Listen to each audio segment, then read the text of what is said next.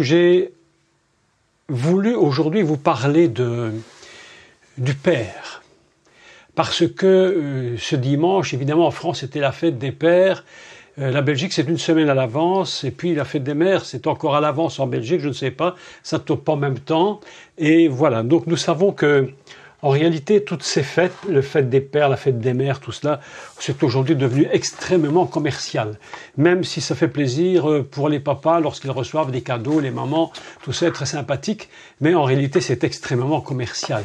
Et derrière tout ça, il y a autre chose qui se cache, et je crois que c'est ce que nous voulons aujourd'hui nous parler ensemble.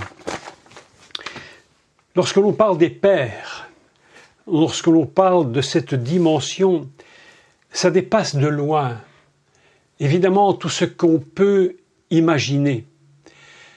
Ça nous emmène dans une dimension complètement céleste. Lorsque nous parlons des pères, nous devons évidemment, dans un premier moment, chercher dans la Torah. Et c'est une des règles de lecture, savoir où se trouve le mot père ou le mot mère, puisque lorsqu'on parle de père, il est évident que s'il n'y a pas de père, il n'y a pas de mère. Donc on est obligé donc de parler des deux. La notion du père qui est cette notion de, je dirais, d'autorité, de rigueur, ce qu'on appelle la gvoura, et puis la notion de mère qui est aussi une autorité dans la maison par rapport aux enfants, mais tout ça demande évidemment un immense équilibre. Et souvent dans les problèmes dans les couples, dans les familles, c'est lorsque le déséquilibre se crée entre le père et la mère. Et les enfants, vous avez remarqué comme ils ont cette capacité, tout petits d'ailleurs, de comprendre, j'allais dire de discerner, comment ils peuvent obtenir ce qu'ils veulent. Lorsque papa dit non, ils vont voir maman. Si maman a dit non, en secret, ils vont voir papa. Et là, évidemment, on peut se poser pas mal de problèmes. Et c'est là que nous voyons que les enfants sont très capables de comprendre ce qui se passe dans une maison, déjà tout petit. Et on va essayer les enfants vont essayer de bafouer ou de transgresser l'autorisation ou l'interdiction, dirais-je plutôt, de l'un ou de l'autre en passant par toutes sortes de systèmes. C'est là qu'on voit que l'enfant, dès sa naissance, est conçu, qu'on le veuille ou non, mais dans le péché. Vous savez, on disait l'enfant est né bon et c'est la société qui le rend mauvais. Non, c'est pas vrai. Même si la société a un pouvoir de rendre très mauvais, la réalité, c'est que dès le départ, l'homme est pécheur. Et il est donc rebelle. Et rebelle à quoi? Rebelle à ses parents en général, mais également, sans se rendre compte, il va toucher une dimension beaucoup plus grande, qui est la dimension du Père et la dimension céleste. Donc, lorsque nous parlons du Père, nous cherchons la première fois où ce mot apparaît dans la Torah. Et le mot apparaît évidemment dans la Torah lorsqu'on parle de l'homme quittera son père et sa mère. Il s'attachera à son épouse, Ishto, et ils deviendront une seule chair. C'est la première fois que le mot père apparaît tel qu'il est dans la Torah. Mais une chose est tout à fait surprenante, vous le savez tous comme moi, c'est que la Torah est un livre voilé, un livre qui cache beaucoup de choses. Et Dieu avait dit, cherchez-moi, vous me trouverez. Il dit, je suis l'Éternel, je suis Dieu, je me cache. Autrement dit, lorsqu'il parle de son éternité, en réalité, il parle qu'il est voilé et caché. Et nous allons comprendre, selon un code de la Torah, que le mot père, avant même qu'il soit écrit, l'homme s'attachera à son père, il quittera son père et sa mère et s'attachera à sa femme. Avant cela, déjà, la notion de père existe, mais elle est complètement cachée. Donc, ce qui est important pour nous, c'est de comprendre où se cache le mot père au niveau de la Torah dès le commencement. C'est important de le comprendre parce que sinon, une part va nous échapper dans la notion du père. Et lorsqu'on parle du père uniquement au niveau terrestre, c'est-à-dire l'homme qui a des enfants, il manque réellement une part. Et c'est cette part qui est la plus importante pour que l'on comprenne la relation de la terre avec son créateur. Nous avons appris, et ça nous le savons tous maintenant depuis que nous sommes ensemble, je n'ai cessé de le dire, de le répéter, que l'alphabet hébraïque nous révèle les secrets. Et que le mot père en hébreu, si vous allez dans un dictionnaire hébraïque, et c'est absolument extraordinaire d'ailleurs, si vous allez dans un dictionnaire hébreu, vous allez voir que le premier mot, c'est Av, le père. Le premier mot du dictionnaire, c'est le mot père. Aleph, bet. D'ailleurs, évidemment qu'en français, ça ne nous dit rien du tout dans l'alphabet latin, mais c'est AB, qui en réalité n'est qu'une, peut-être exagéré, mais c'est comme si on avait volé quelque chose à l'alphabet hébraïque pour faire cet alphabet latin, et en réalité, Aleph, A, B, c'est aussi Aleph, bet, qui veut dire le père. Mais voilà que dans la Torah, le problème qui se pose à la lecture, lorsqu'on l'a fait dès le départ, c'est que la Torah commence par bet et non pas par Aleph. Ce qui signifie donc que le père, en réalité, on n'en a qu'une moitié dès le départ. On n'en a qu'une part. On a la part du bet, mais il nous manque le Aleph pour former évidemment le mot entier. C'est-à-dire que lorsque nous lisons la Torah, Dieu nous révèle qu'il y a une part du Père sur la terre, mais que l'autre part, la part la plus élevée, celle qui est complètement céleste, est complètement voilée. Comme si Dieu avait dit, je donne à l'homme la capacité de comprendre une part ici-bas, mais s'il ne connecte pas avec le Aleph, c'est-à-dire avec la notion du plus élevé, du monde divin lui-même, il ne peut pas réellement comprendre ce qu'est un père. Autrement dit, ce que nous avons besoin de comprendre, ou ce que le monde a besoin de comprendre, c'est que la notion du Père ici-bas, lorsqu'elle n'est pas connectée avec Dieu, est une notion qui est complètement partagée. J'allais dire, elle est divisée, elle est blessée, il lui manque une part. Les rabbins et nos maîtres d'Israël nous enseignent quelque chose de formidable. Ils disent que Dieu a pris de grands risques en écrivant la Torah et le début de la Torah, parce qu'ils nous disent, vous vous rendez compte qu'il commence par bet, alors qu'en fait, il aurait peut-être dû commencer par Aleph, parce que c'est lui qui est le commencement et le créateur de toutes choses. Autrement dit, nous avons une notion du Père qui est pour la terre, mais vraiment, vraiment limitée. Limité au terrestre, limité à la dualité, limité parfois à la complémentarité, mais il manque réellement le céleste. Donc, voilà que la Torah nous enseigne une chose formidable, qu'elle va d'ailleurs nous révéler d'une façon tout à fait surprenante, c'est lorsqu'il va dire au début de la Torah, et vous connaissez tous maintenant ce texte, on l'a répété des milliers et des milliers de fois, Bereshit bara Elohim et Hashamaim ve'et Aharetz, autrement dit, je suis le et, c'est-à-dire Aleph Tav, et à l'intérieur se trouvent toutes les lettres de l'alphabet qui sont, mais complètement voilées. Il ne nous en donne que la première et la dernière, comme pour nous dire, l'intérieur, c'est à vous de le chercher. Et nous comprenons que lorsqu'il dit et Hashamaim, il dit en réalité, je suis le Père, le Créateur des cieux. Et Aharetz, c'est moi, le Père, Créateur de la terre. Nous avons donc une notion absolument voilée du Père. Quand on parle du Père, on doit également parler de la Mère, mais nous en parlerons un peu plus tard. Et voilà que cette notion du commencement du monde est une notion qui est fondée sur le Père. D'ailleurs, le Mashiach Yeshua fait toujours la relation. Et il dit « mon Père et moi ». Ce qui est extraordinaire, bien sûr, il pourrait dire Dieu et moi, il pourrait dire le Créateur et moi, mais il dit mon Père, parce que dans la notion de Père, il y a une notion d'engendrement. Et on ne peut être engendré, écoutez, complètement engendré, que lorsque les deux sont fixés, le ciel et la terre. Sinon, il y a une part d'engendrement qui manque à l'être humain. Ce que nous constatons dans le monde, c'est que l'on parle de la notion du Père, ils ont complètement déconnecté du ciel Et on en arrive à un tel point qu'aujourd'hui, ils veulent mettre en place des lois qui sont absolument iniques, qui fait du père, même à la limite, on va même le supprimer, on ne veut même plus entendre parler de lui, bientôt on va supprimer, on pourra presque supprimer le mot père, parce que ça ne les intéresse plus du tout. Ils veulent un autre système, ils veulent recréer le monde à leur façon. Mais on ne crée pas un monde à notre façon, c'est impossible. On ne peut rentrer dans la création que lorsqu'on est connecté avec le divin. Ainsi donc, la première fois que le mot Père apparaît, il apparaît de façon, je dirais, scindée.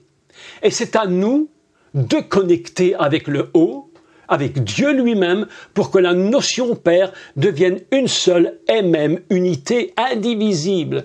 Lorsque l'on parle du Père, on parle de quelque chose d'absolument extraordinaire, puisqu'on est en train de toucher le divin, c'est-à-dire qu'on est en train de toucher ce qu'on appelle dans la notion hébraïque la malroute et le Keter, c'est-à-dire ce qui est complètement divin. Lorsqu'on parle du Père créateur, on parle du roi. On parle du roi, celui qui est à la fois la royauté et qui possède la couronne. Donc, il y a un respect total du Père. Au moment où on ne respecte plus la notion Père, c'est-à-dire qu'on est en train de toucher à la royauté. On touche à la royauté divine. Et lorsqu'on touche à la royauté divine, mes amis, on se met dans des complications absolument terribles. Et l'humanité n'a pas compris ce principe de cette connexion avec Dieu, et on vit, je dirais, un peu comme ça vient. Voilà, ça vient. Dieu a donné à l'homme la capacité d'être père, à la femme d'être mère, mais c'est tellement basiquement terrestre et charnel qu'on oublie que la réalité du père, c'est complètement divin. Et lorsqu'on oublie cette qualité, lorsque l'homme lui-même, moi en tant que père, vous en tant que père, lorsque nous ne comprenons plus quelle est la connexion véritable, j'allais dire l'essence même du ciel qui descend en nous les hommes, pour faire de nous de véritables pères, lorsqu'il y a cette déconnexion, lorsque l'Aleph n'est pas connecté, mes amis, alors nous avons un problème en tant qu'autorité. Tout père sur cette terre, vous, moi-même, nous sommes, j'allais dire, connectés à la dimension royale. Nous sommes connectés à la royauté. C'est pourquoi il y a un respect du père. Dans une famille, lorsqu'un enfant ne respecte plus le père, lorsqu'une épouse ne respecte pas le père, lorsqu'il y a quelque chose qui ne fonctionne plus au niveau de la reconnaissance du père, c'est-à-dire qu'on ne reconnaît pas l'autorité royale. C'est absolument important de comprendre ça. Et lorsque l'on parle de l'autorité royale, on ne parle pas de la dictature. Vous savez ce que c'est un dictateur? C'est quelqu'un qui est père sans connaître le Aleph. Il est père, mais il est père ici-bas, et il va former un système qui ne connecte pas qui est Dieu et comment il fonctionne. À ce moment-là, c'est complètement un père charnel. Il a le nom, mais il lui manque l'essence divine. Et ainsi commence le véritable problème. Lorsque dans une famille, même croyante, juive, chrétienne, tout ce que vous voulez, le père n'est pas reconnu à sa dimension céleste, royale, malroute et Keter, parce qu'il n'y a pas de roi sans couronne. Je vais dire quelque chose qui n'est pas du tout prétentieux, mais qui est une vérité, et qu'il faut comprendre. Un père, c'est un homme qui est couronné. Et lorsqu'on touche à la couronne d'un père, on touche à Dieu lui-même. C'est pourquoi dans l'Église, je dis, il faudrait apprendre à tout prix à nos enfants quelle est la dimension père. Parce qu'il y a un mépris aujourd'hui. Combien des gens m'ont écrit lorsqu'ils parlaient des problèmes dans leur famille, les enfants rebelles qui ne reconnaissent plus d'autorité. Ils ne voient plus, j'allais dire qu'ils sont en train de tirer la couronne du père parce qu'ils veulent eux-mêmes devenir eux-mêmes ceux qui dirigent la maison. C'est pourquoi je vous ai envoyé ce mail que vous avez reçu pour le cours de ce soir. Vous voyez cet enfant qui demande « Mais qui tu es toi? Qui tu es toi? Ici c'est moi qui commande. » Et je vous dis la vérité, combien de familles n'ont pas des fils et même des filles où ils sont en train de dire « T'es qui toi ?» Et tu te prends pour qui? Tu crois que tu es qui?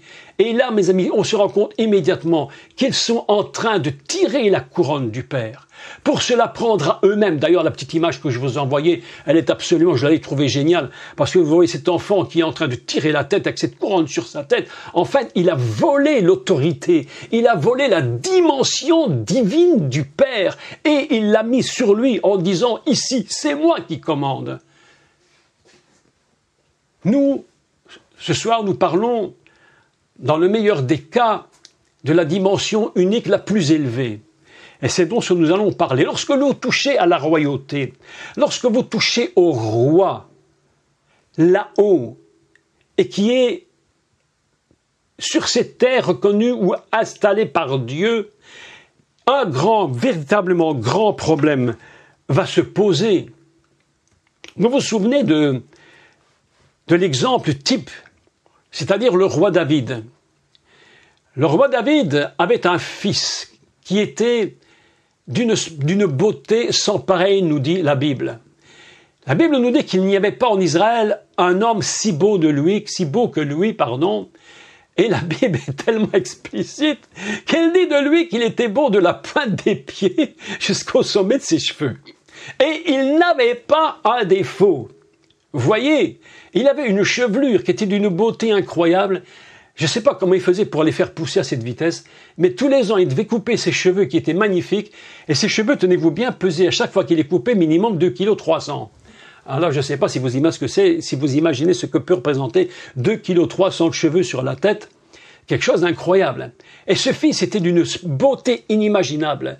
Mais voilà que le roi, voilà que ce fils porte un nom très étrange. Il ne s'appelle pas Absalom. Non, ce n'est pas son nom. Il s'appelle Abshalom, le père de paix, ou le père c'est la paix. Donc, lui, il a déjà une notion père en lui, mais il y a quelque chose qui ne fonctionne pas dans ce jeune homme. Et il va s'attaquer à la royauté. Il ne s'attaque pas seulement au père, il s'attaque au roi. Voilà une histoire absolument incroyable. Il va s'attaquer au roi. Et lorsque tu t'attaques au roi, c'est pour prendre sa couronne. Je vais vous dire ceci. Nous sommes dans un monde où il y a beaucoup d'Abshalom. Il s'attaque au roi pour prendre son autorité. Il s'attaque au roi pour prendre sa couronne. Et lorsque tu t'attaques au roi pour prendre ta couronne, il y a une chose que vous devons tous comprendre immédiatement. C'est que tu te mets dans une situation qui va te réduire tes jours jusqu'à probablement même te faire mourir. Et nous avons l'exemple extrêmement violent d'Abshalom qui va s'attaquer à son père David. Il veut lui ravir sa couronne à un tel point que le père David, le roi, est obligé de fuir son fils. C'est une histoire, mais vraiment, à dormir debout, franchement. Incroyable. Aujourd'hui, combien de pères démissionnent devant les enfants qui veulent ravir la couronne du père, je vous dis la vérité. Et on est devant des pères démissionneurs, donc on a l'impression qu'ils sont en train de fuir, et le fils ou l'enfant prend la place du père, va dominer cette maison. Mes amis, devant Dieu, je vous assure, c'est un péché inimaginable. Inimaginable. C'est le renversement de la famille. Lorsque l'autorité n'est plus reconnue, à ce moment-là, on va essayer de prendre cette autorité, on va prendre la rigueur, on va dire nous ne voulons plus de cette rigueur, nous allons mettre dans la famille de l'anarchie complète. Qu'est-ce que c'est qu'une anarchie? C'est quelque chose qui va contre la royauté. Et nous avons des familles qui sont complètement détruites parce que le père a perdu la couronne. On veut lui prendre ce que Dieu lui a donné. Je vais faire ici une règle générale. Écoutez, je ne veux pas rentrer aujourd'hui dans des discussions particulières sur les pères démissionnaires. Il y a des pères démissionnaires, il y a des mères démissionnaires. Je vais prendre aujourd'hui l'exemple, disons, le plus parfait. le plus simple pour qu'on comprenne l'idée que je veux développer. C'est vrai qu'il y a des pères démissionnaires et ils devraient bien comprendre quelle est leur fonction et des mères également, sinon c'est la catastrophe. Mais aujourd'hui, je vais essayer de garder l'idée générale de la fonction du père dans sa notion la plus parfaite. Donc, lorsque nous avons une famille, lorsque nous avons un État, même un État, un pays, où on essaie de ravir la couronne du roi. En Belgique, nous avons un roi et une constitution. Et dans cette constitution, il y a un article qui dit qu'il est absolument interdit de découronner le roi. Vous pouvez dire « je ne t'aime pas » ou « je n'apprécie pas ta royauté ». Ok, on est un pays où on peut encore, pour l'instant, dire un peu ce qu'on veut, mais il y a un article qui dit on ne peut pas ôter la couronne du roi. Parce que si tu ôtes la couronne du roi, tu es en train de toucher le divin. Et on ne doit même plus s'étonner que la famille, pays, s'écroule. Non, mais mes amis, je crois que le monde n'a rien compris concernant la notion du père. Pour eux, ce sont des choses comme ça, sans intérêt, ni plus ni moins. Mais lorsque tu touches au roi, tu touches à Dieu, tu touches à la malroute et tu touches à sa couronne. Et lorsque tu touches la couronne du roi, et lorsque tu le découronnes, tu sais ce qui se produit. Tout ce qui se trouve au milieu s'écroule. Et nous savons tous que nous parlons des 10 sphirotes, c'est-à-dire les 10 qualités du roi, qui commencent par la malroute, qui terminent par le Kéter, avec tout ce qui est au milieu. Tous les partis qui sont au centre. Et tout cela s'écroule. Tout s'écroule. Autrement dit, le grand principe fondamentalement de la pérennité se trouve dans la Torah, chapitre 1, verset 1.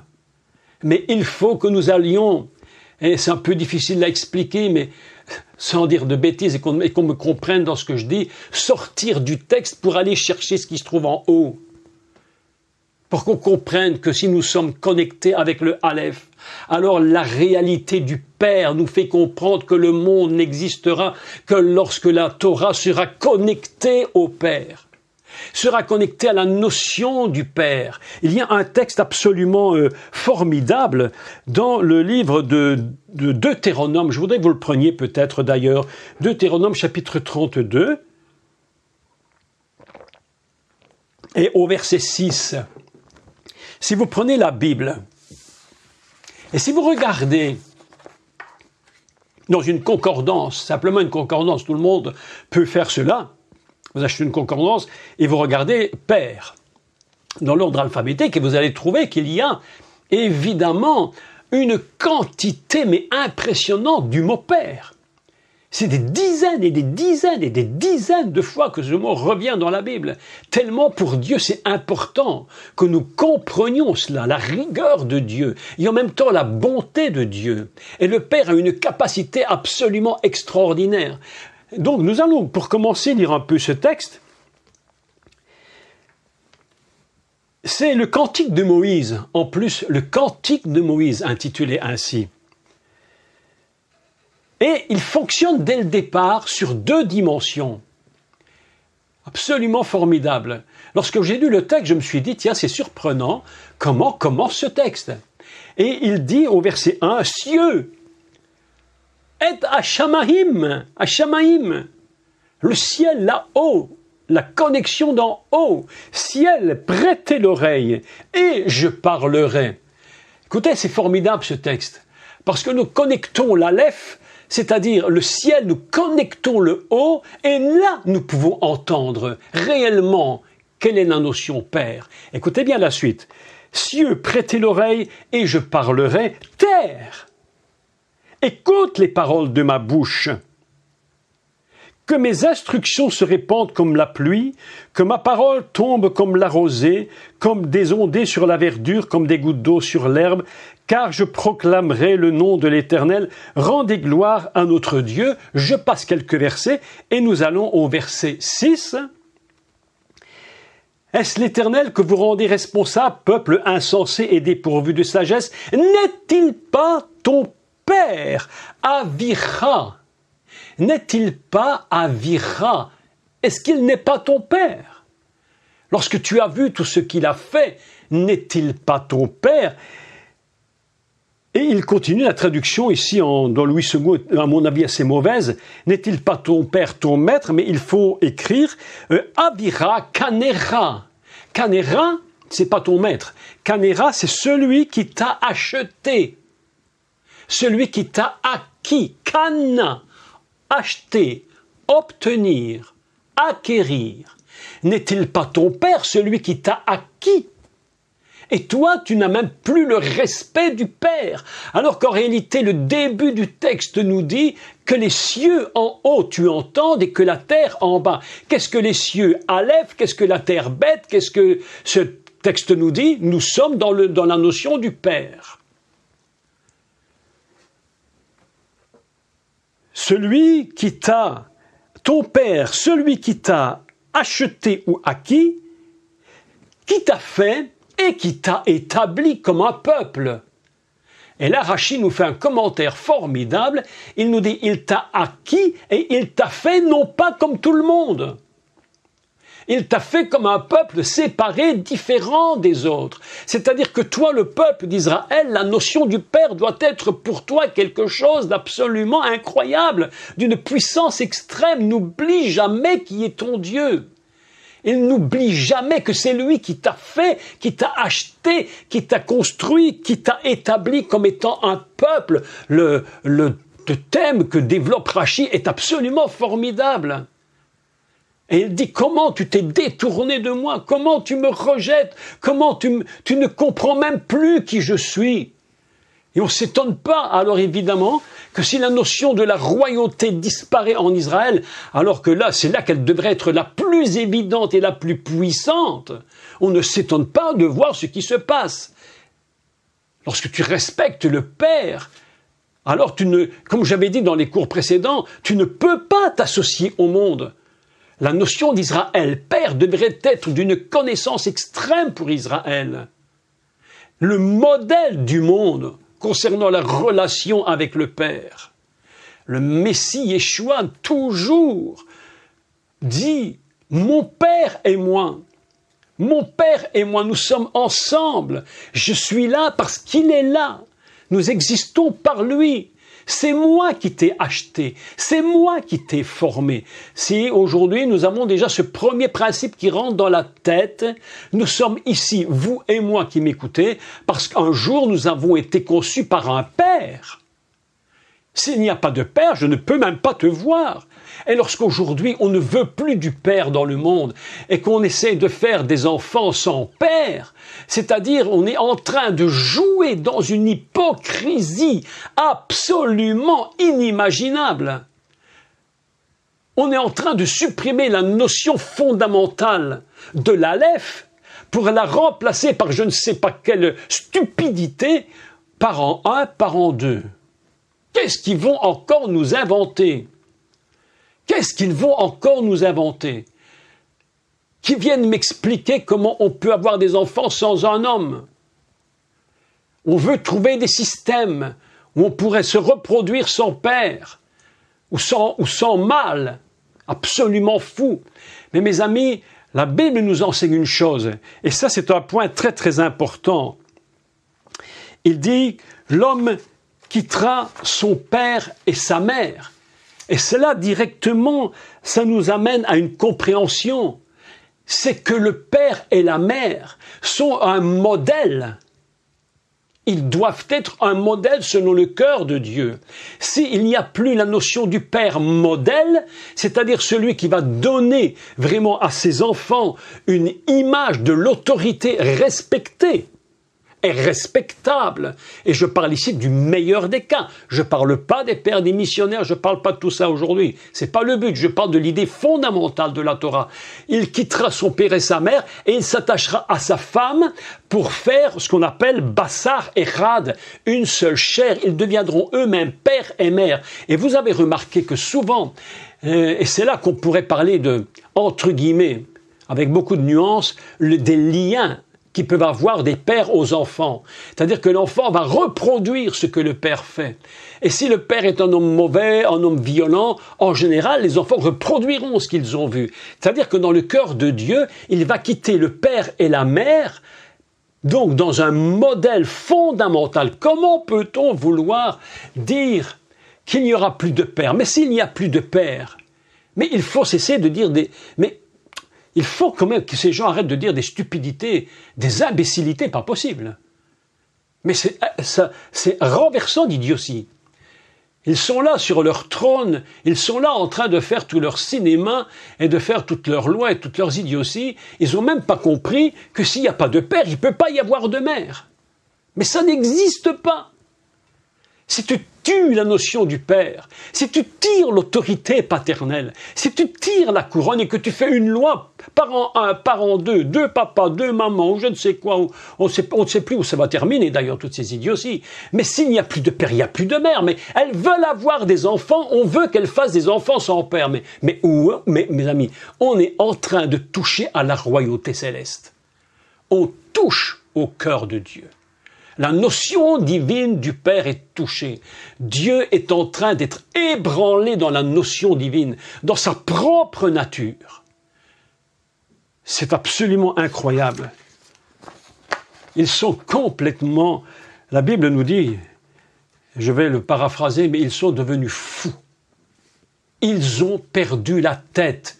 Quand je dis ils ont perdu la tête, c'est vraiment bien la tête, c'est-à-dire le sommet. Ils ont perdu la tête en haut. C'est pourquoi ils sont devenus fous en bas. Ah, mes amis, parfois je les écoute, et quand je les entends, je me dis, mais ah là là, si j'étais dans cette émission, mais qu'est-ce que je leur passerais comme savon? Qu'est-ce que je leur raconterais là? Je ne pourrais pas supporter une seconde de plus toutes ces inepties, toutes ces imbécilités, il faut le dire. L'homme est devenu fou allié.